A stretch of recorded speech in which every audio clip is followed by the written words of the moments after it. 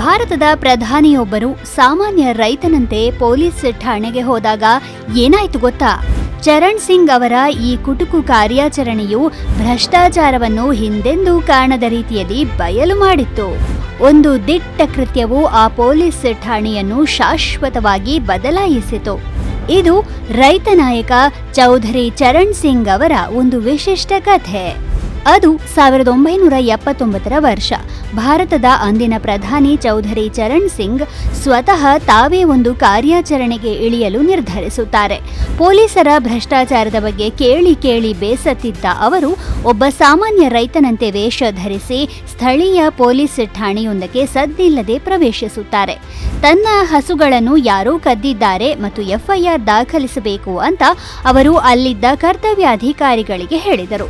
ಆರಂಭದಲ್ಲಿ ಪೊಲೀಸ್ ಠಾಣೆಯಲ್ಲಿದ್ದ ಒಬ್ಬ ಪೊಲೀಸ್ ಕೂಡ ಚರಣ್ ಸಿಂಗ್ ಅವರ ಮನವಿಗೆ ಗಮನವನ್ನೇ ಕೊಡಲಿಲ್ಲ. ಬಡ ರೈತನಂತೆ ವೇಷ ಧರಿಸಿದ ಭಾರತದ ಪ್ರಧಾನಮಂತ್ರಿಯವರೇ ತಮ್ಮ ಮುಂದೆ ನಿಂತಿದ್ದಾರೆ ಅಂತ ಪೊಲೀಸ್ ಠಾಣೆಯಲ್ಲಿ ಯಾರಿಗೂ ಅರ್ಥವಾಗಲಿಲ್ಲ. ಹಲವು ಬಾರಿ ಮನವಿ ಮಾಡಿದರೂ ಪೊಲೀಸರು ಎಫ್ಐಆರ್ ದಾಖಲಿಸದೇ ಇದ್ದಾಗ ಅವರು ಠಾಣೆಯಿಂದ ಹೊರಡಲು ಅನುವಾದರು.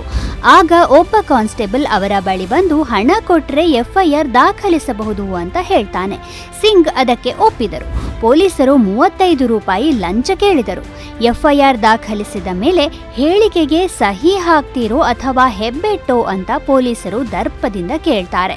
ಪೆನ್ ತೆಗೆದುಕೊಂಡ ಚರಣ್ ಸಿಂಗ್ ತಮ್ಮ ಹೇಳಿಕೆಗೆ ಸಹಿ ಹಾಕಿದರು ಮತ್ತು ನಂತರ ಅವರು ತಮ್ಮ ಅಧಿಕೃತ ಮುದ್ರೆಯನ್ನು ಅಂದರೆ ಒಫಿಷಿಯಲ್ ಸ್ಟ್ಯಾಂಪ್ ಅನ್ನು ತೆಗೆದು ಹೇಳಿಕೆಗೆ ಮುದ್ರೆ ಹಾಕಿದರು.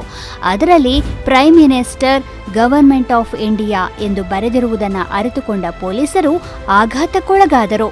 ಚೌಧರಿ ಚರಣ್ ಸಿಂಗ್ ಅವರು ಇಡೀ ಪೊಲೀಸ್ ಠಾಣೆಯ ಸಿಬ್ಬಂದಿಯನ್ನು ತಕ್ಷಣವೇ ಅಮಾನತುಗೊಳಿಸಿದರು. ಈ ಘಟನೆಯು ಭ್ರಷ್ಟ ಅಧಿಕಾರಿಗಳ ಮನಸ್ಸಿನಲ್ಲಿ ಸ್ವಲ್ಪ ಸಮಯದವರೆಗೆ ಭಯವನ್ನು ಹುಟ್ಟುಹಾಕಿದ್ದಂತೂ ಸತ್ಯ. ಚೌಧರಿ ಚರಣ್ ಸಿಂಗ್ ಅವರ ಈ ಧೈರ್ಯಶಾಲಿ ಕೃತ್ಯವು ಭ್ರಷ್ಟಾಚಾರದ ವಿರುದ್ಧ ಹೋರಾಡಲು ಮತ್ತು ನ್ಯಾಯಯುತ ಭಾರತವನ್ನು ನಿರ್ಮಿಸಲು ನಿಜವಾದ ಸ್ಫೂರ್ತಿ ನೀಡುತ್ತದೆ.